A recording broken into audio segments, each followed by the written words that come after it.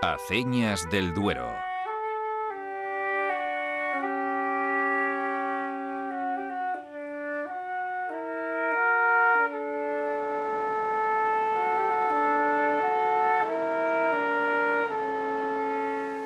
A la sombra, vecinas de los chopos. Bajo el sol, agrupadas cerca de los arrabales y las casas. En los meandros del río, junto a la orilla, aisladas en medio del campo.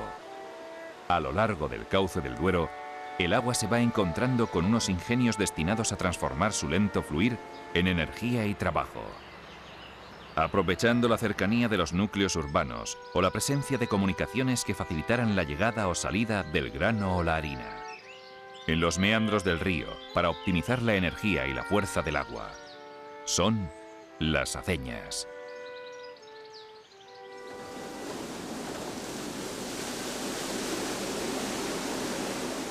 Desde la Edad Media, el hombre ha pretendido usar la fuerza del agua para obtener mayor rendimiento en las tareas asociadas a la elaboración de productos derivados de su actividad agrícola.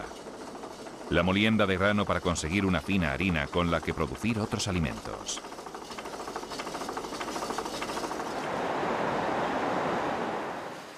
En el curso del río se disponen las pesqueras, que retienen el agua para incrementar su fuerza al pasar por los estrechos canales entre los tajamares.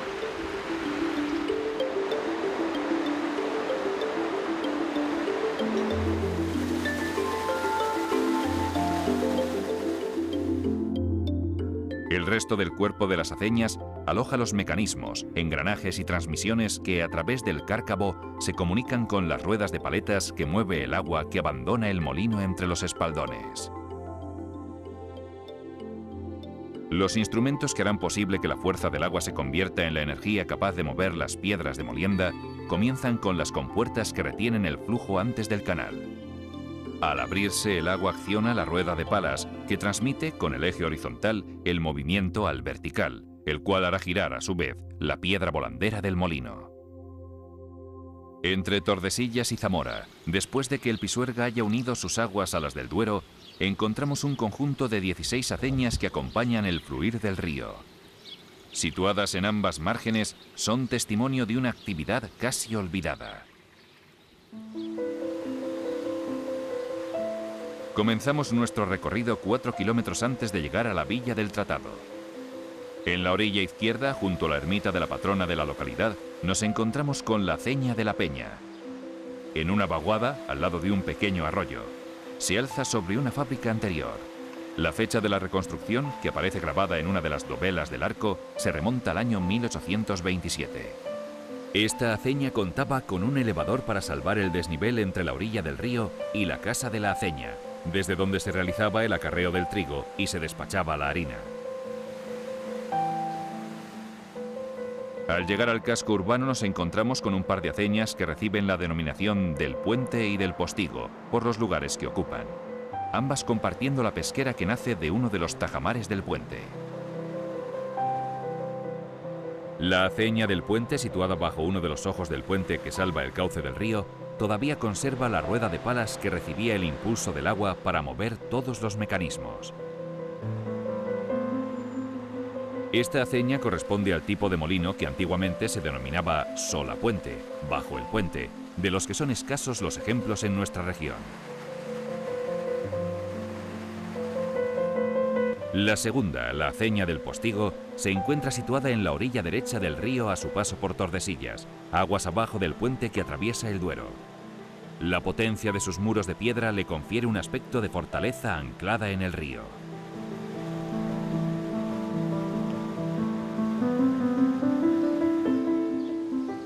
Al pasar la villa de Tordesillas, hallamos otras 3 aceñas repartidas en el curso del río. Las aceñas de Osluga y las de Zafraguillas y La Moraleja, que dispusieron de ruedas de palas metálicas. La aceña de Osluga es la única de las aceñas de Tordesillas que tuvo 4 cuerpos, lo que la convertía en la mayor de todas las aceñas de la zona. La aceña de Zafraguillas es la mejor conservada dentro del grupo de aceñas del entorno de Tordesillas, tanto por el estado de sus estructuras como por la permanencia de parte de su maquinaria y la rueda de palas.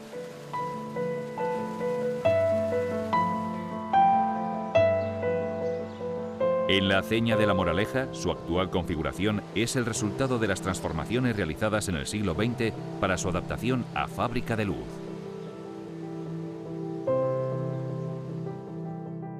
Tras dejar atrás estas tres, nos encontramos con la minicentral de los Herreros, levantada sobre una antigua aceña cuyas piedras fueron reutilizadas en la reconstrucción de la aceña de Zafraguillas.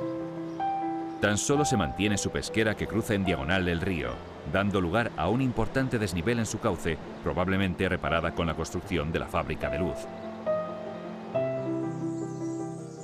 La Villa de Toro nos descubre otros dos ejemplos en su vega. Las aceñas La Peral y del Vado, ambas próximas al casco urbano, ambas ejemplos del pasado esplendoroso de la villa. Las aceñas de La Peral fueron utilizadas por los mayordomos y religiosos de la ciudad de Toro, hasta que la construcción y montaje de molinos en el núcleo urbano hicieron que dejaran de funcionar y fueran abandonadas.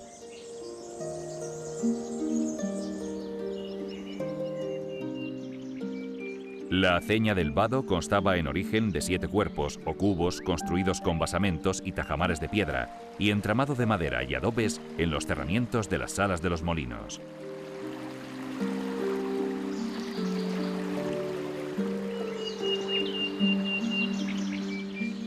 A medio camino entre Toro y Zamora, aún podemos contemplar la aceña de Granja Florencia, reutilizada desde mediados del siglo XX por la granja que le da nombre.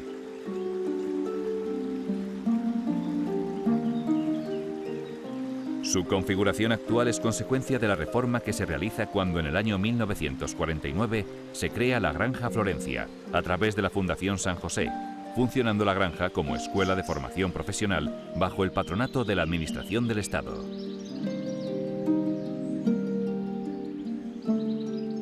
Zamora nos espera acostada serena sobre el río y sus 3 aceñas urbanas. Antes de llegar, habremos salvado la minicentral eléctrica de Villaralbo, construida sobre la antigua aceña y de la que solo pervive la pesquera. Este conjunto no conserva nada de la antigua construcción, como no sea el caz que conducía el agua hasta los canales de la aceña, que mantiene su función, sirviendo ahora el agua a las turbinas en lugar de hacerlo a las ruedas de paletas.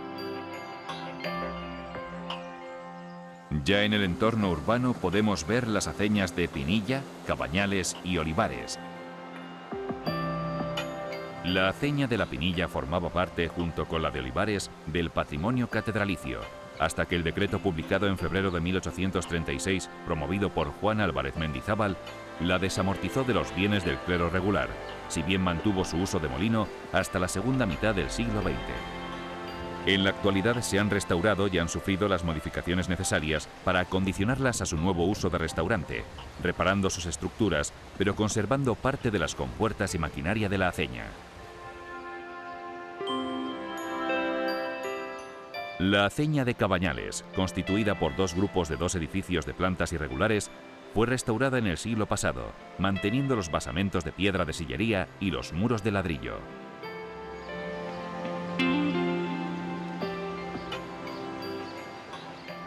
La aceña de Olivares consta de 8 cuerpos, 4 altos y 4 bajos, que se alternan sucesivamente, disposición que permitía la colocación de 7 molinos, lo que proporcionaba una importante producción de harina al Cabildo Catedralicio, su propietario.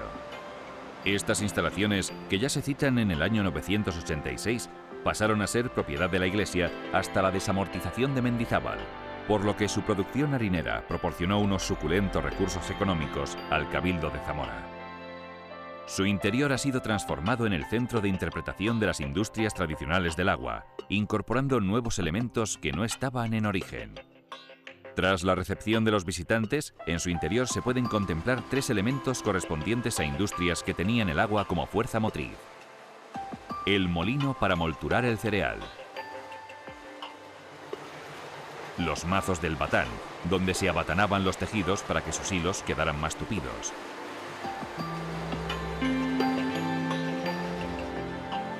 Y un martillo pilón, en el que a base de golpes se daba forma a los metales. Al salir de Zamora nos despedimos de este conjunto con las aceñas de Gijón y los Pisones. De la aceña de Gijón se tienen noticias desde el siglo XV. Pertenecía al convento de la Concepción y su aprovechamiento supuso una de las principales fuentes de ingresos. Tras la desamortización siguió funcionando hasta que en el año 1916 un incendio decidió su abandono.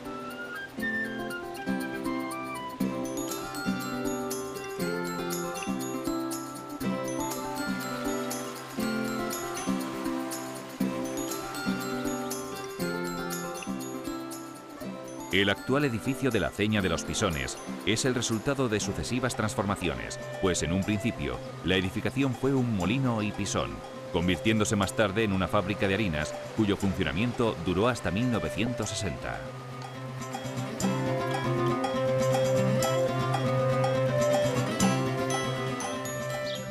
Hemos recorrido el conjunto más representativo de estos ingenios del río Duero. Las aceñas de San Miguel del Pino, aguas arriba de Tordesillas, y de Congosta, ya en la comarca de Sayago, abren un paréntesis que enmarca este conjunto.